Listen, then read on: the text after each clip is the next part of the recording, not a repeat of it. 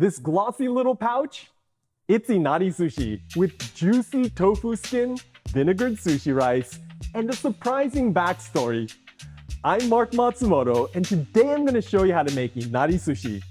It's named after Inari, the Shinto deity of rice and prosperity.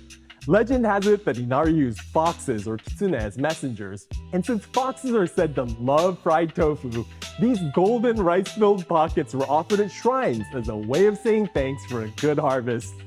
Alright, history lesson's over, let's jump into the ingredients. For the sushi rice, you'll need 2 rice cooker cups of Japanese short grain rice, 4 tablespoons of rice vinegar, 2 tablespoons of sugar, 1 teaspoon of salt, 40 grams of gari or pickled ginger, and 1 tablespoon of toasted sesame seeds. For the Inari pockets, I've got 6 rectangular pieces of thin fried tofu or aburage. We're gonna cook these in 1 cup of water, a 1/4 cup of sake, 3 tablespoons of sugar, and 2 tablespoons of soy sauce. I have a tutorial for how to cook rice on the stove, so check the link in the description if you need help with that. Today I'm using a rice cooker and adding water to just under the 2-cup marker to compensate for the vinegar we're gonna add later. Fried tofu skins come in a few varieties, and the thick ones on the left are more fluffy and durable, but I like the tender texture of the thinner ones on the right. They do tend to tear more easily though, so if you're doing this for the first time, I recommend using the fluffier ones. To make the fried tofu easier to open into pockets, I'm gonna start by rolling them out with a rolling pin. The trapped air inside gets pressed out, causing them to puff up just a bit and separating the layers. Next, I'm gonna use a sharp knife to cut the fried tofu in half. The pockets should open up like this, but if you're having trouble, gently coax the pocket open with your fingers, being careful not to tear the wrapper. If your wrappers are very stubborn, you can use a sharp knife to cut a slit in the center of the pocket to get it started. Repeat this with the remaining wrappers. Next, we want to remove the excess oil from the tofu by washing it in boiling water. This step is optional, but it keeps your inari from being greasy, and I think it's worth the effort. Just swish the tofu skins around in boiling water like this for about a minute. Carefully transfer the tofu to a bowl of cold water and gently swish them around again to cool them off. Now I'm gonna stack the tofu pouches up and press them between my hands to squeeze out as much water as possible. This extracts both oil and water, which will help the wrappers absorb the seasoning better. To season the inari, I'm gonna add the water, sake, soy sauce, and sugar to a large pan and bring the mixture to a rolling boil. Let the seasoning boil for about a minute or 2 to evaporate any alcohol from the sake. Then I'm gonna add the inari pockets into the seasoning so they're evenly submerged. Cover this with a drop lid and turn down the heat to maintain a simmer, and I'm gonna cook these for about 10 minutes.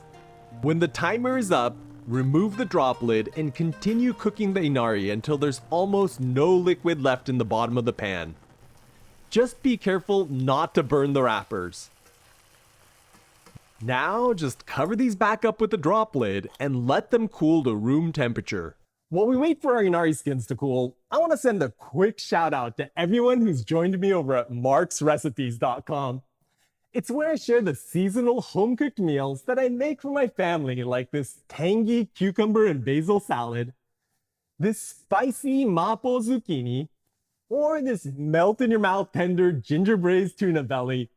There's over 250 ad-free recipes over there, and a new one drops every week. So come see what I'm cooking behind the scenes. The rice is almost cooked, so I'm gonna prepare our sushi seasoning by adding the rice vinegar, sugar, and salt to a bowl, and stirring everything together until it's fully dissolved. If you've made my sushi rice recipe before, you might have noticed this one has less sugar. That's because I want to make the rice a bright contrast to the rich, sweet inari skin. Next, I'm gonna chop up some gari or pickled sushi ginger.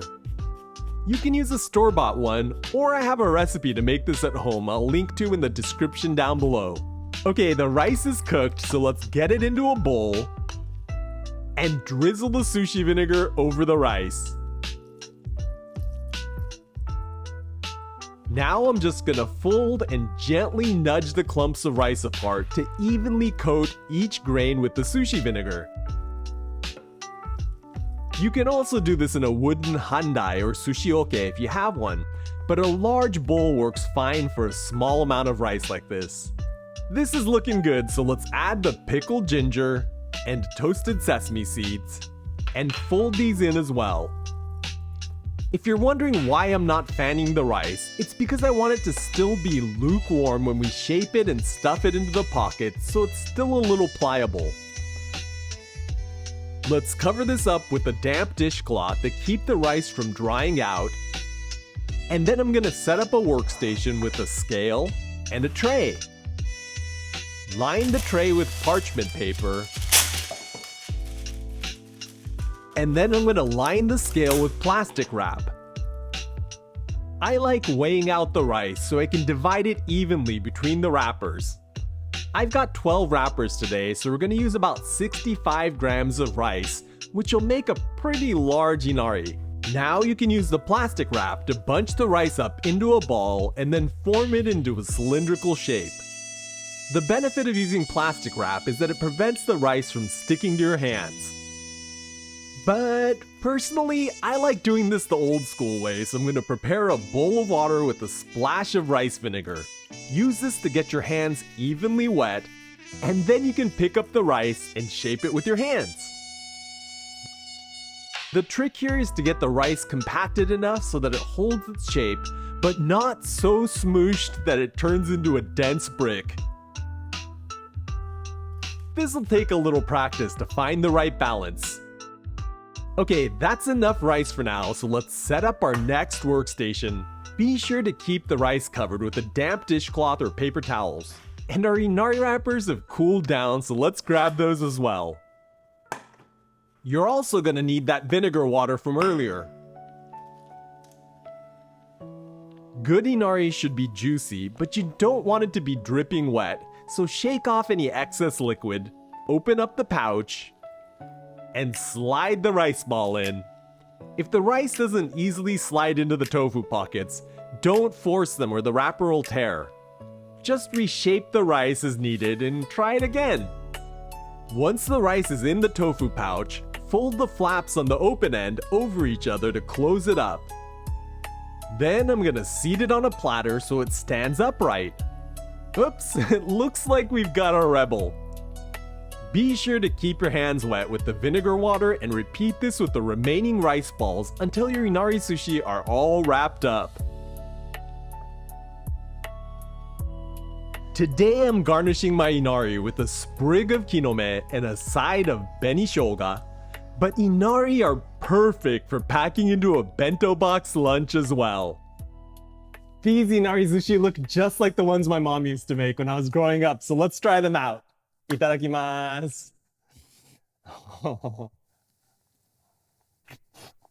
When you bite into them, the wrappers are juicy and sweet and savory. That sushi rice in the middle is nice and tangy, and it balances out the richness of the skin. You've got those little toasted sesame seeds that give you a nice pop of nutty flavor, and that ginger is tangy and super refreshing. These inari are comforting, easy to make, and perfect for a picnic, so I hope you'll give them a try. Well, I'm gonna wrap up a few more of these to share with my neighbors, but check out this playlist for more homemade sushi, including my sushi rice tutorial and my pickled ginger recipe. And I'll catch you in the next one.